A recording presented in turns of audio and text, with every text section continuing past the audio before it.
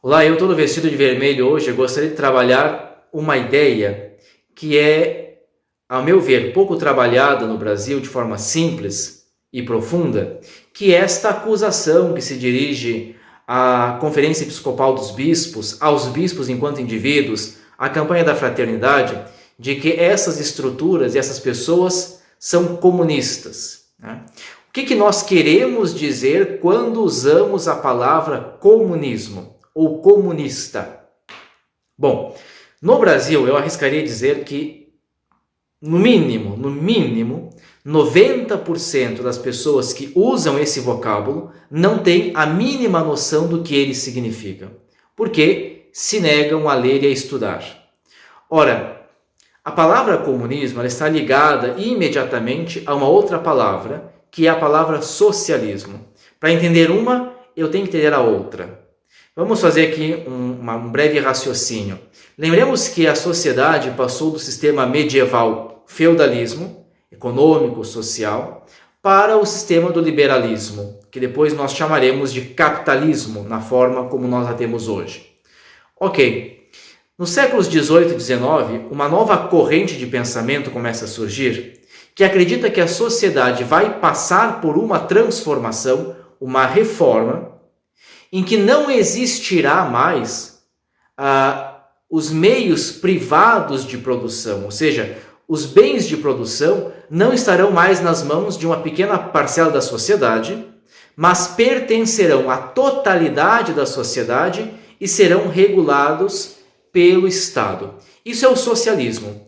A ideia segundo a qual tudo pertence a todos e tem um órgão regulador, que é o Estado. Ok, muito bem. Lá no século XIX, o tão mal falado Marx, ele vai fazer duas distinções. Ele vai dizer, olha, nós temos uma ideia de socialismo que é utópica, que é essa ideia segundo a qual essa reforma pelo qual a sociedade vai passar é uma reforma natural, que vai acontecer através do exercício da fraternidade, mas eu não creio nisso. Aí ele vai dizer, existe um socialismo que é científico, que compreende que a história é uma constante luta de classes, aquilo que ele vai chamar de materialismo histórico, sempre oprimidos contra opressores, ricos contra pobres. Nessa constante luta de classes, a classe oprimida, que agora seria o proletariado, vai ter que fazer uma revolução e tomar da mão da burguesia, da classe opressora, os bens de produção. Ora, na visão de Marx, haverá uma revolução socialista que, em primeiro lugar, vai fazer o seguinte: toma os bens de produção dessa pequena comunidade que são a burguesia, dá a totalidade da sociedade e quem regula isso é o Estado. Isso é o socialismo científico de Marx. Porém, para Marx, e aí vem a questão do comunismo, vai acontecer naturalmente que o Estado vai depois se dissolver.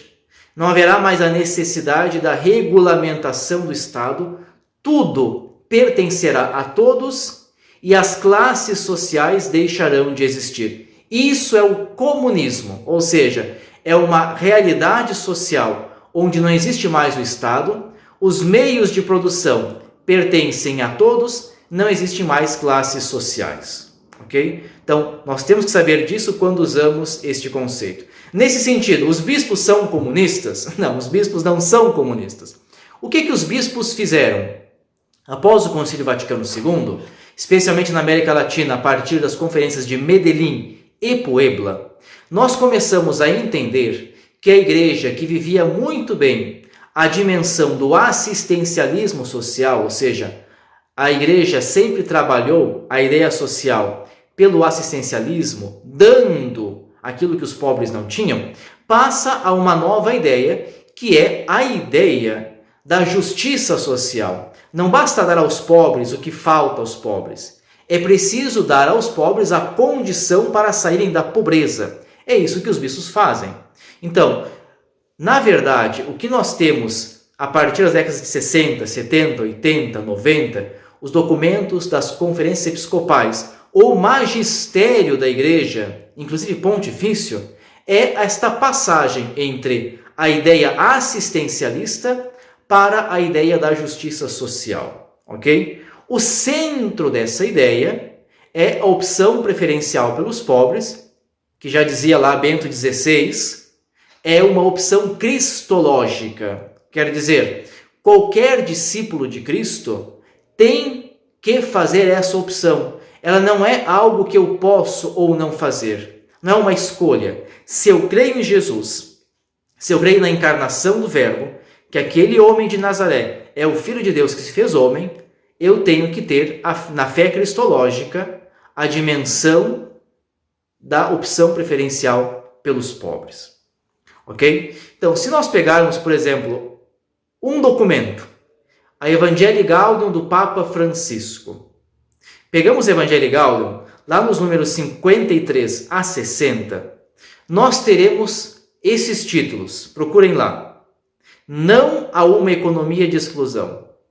Não à idolatria do dinheiro. Não a um dinheiro que governa em vez de servir.